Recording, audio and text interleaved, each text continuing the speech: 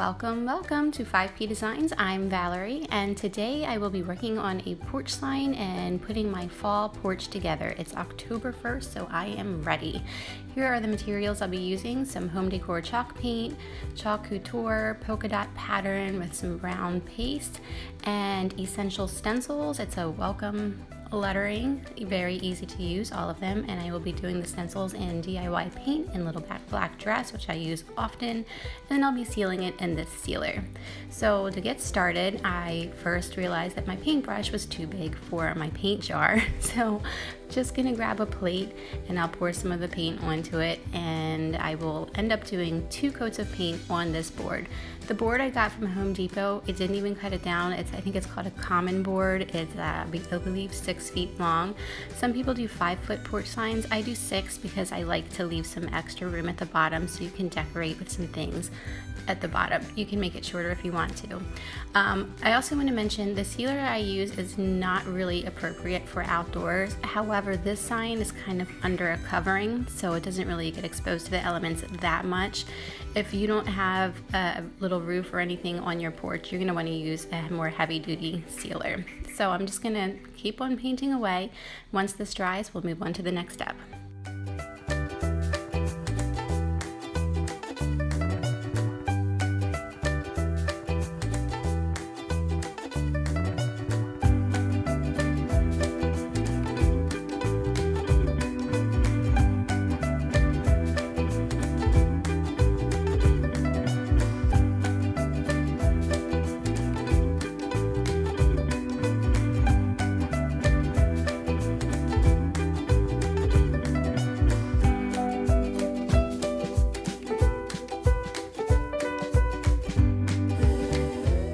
Waiting for my board to dry, I thought I'd throw in this bonus project. I got this frame from A.C. Moore in their damaged items section.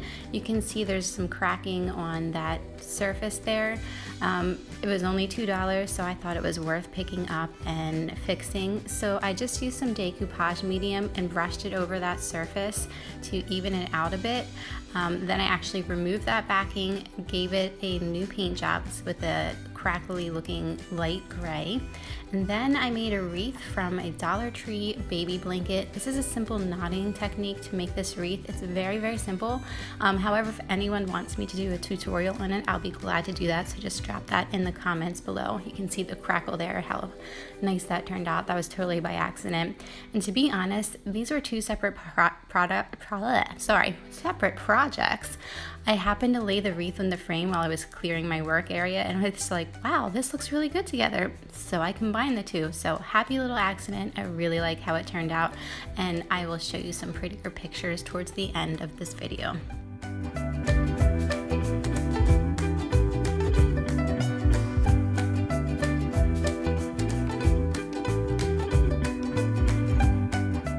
Here's just a quick glimpse of the wreath in progress. You can see how I'm just knotting along the rows on the wreath form. Now that our board is dry, and again I did 2 coats of that brown paint on the surface, I'm prepping my stencil for transfer from chalk couture. Just marking the back so I know which is the back when I go to replace the transfer onto the backing, peeling it off the backer, and every time when I'm on video I have trouble doing this. I guess it's nerves, I don't know.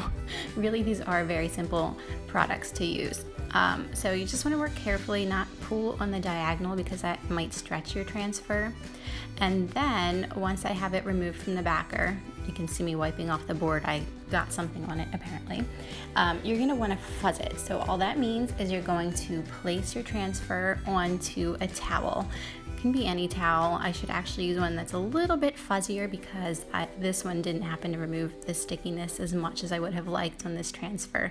So keep that in mind. The purpose is to just knock off some of that stickiness so that you can remove your transfer easily from your work surface and not pull up any paint or damage your transfer.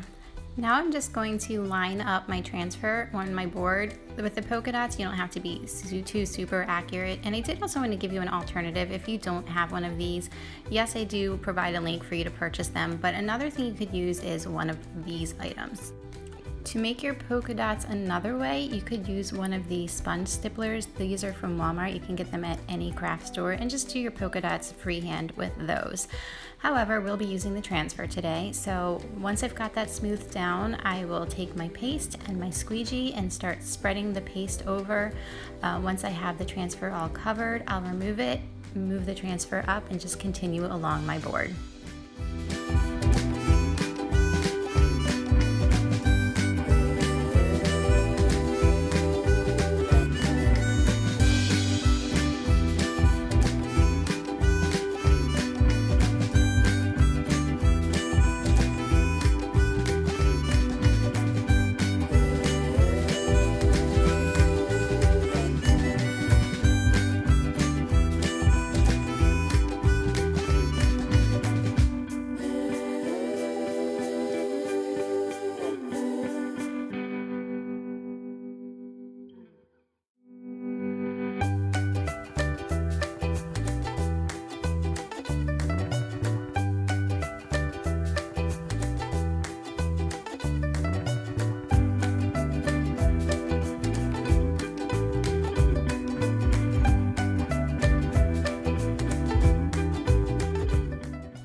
I just wanted to mention with the paste, if you smudge it a little bit, it's really easy to remove. I'm just dampening a paper towel and wiping off some smudges. So super easy to fix.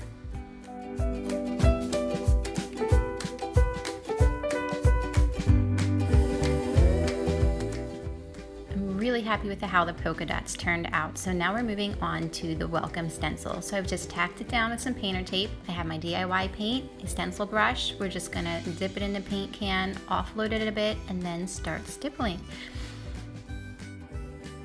As I work on my letters, I like to start in the middle. So if by chance I haven't offloaded enough paint, by the time I get to the edges of the stencil, I'll have removed that excess and it'll prevent some bleed through from happening. So start in the middle and just feather it out to the edges.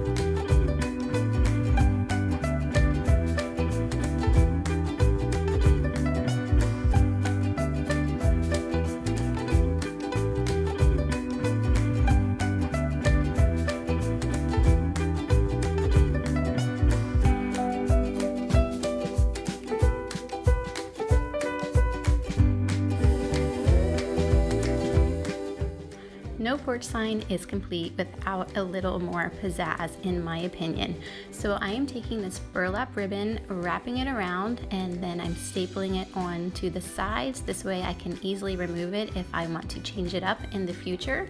Then I will be making a simple loop bow. There's lots of tutorials out there if you want to learn how to do this. Basically, just make a few loops, tie it off in the center, and then floof it out. That's the key part in bow making, is floofing, so make sure you floof properly.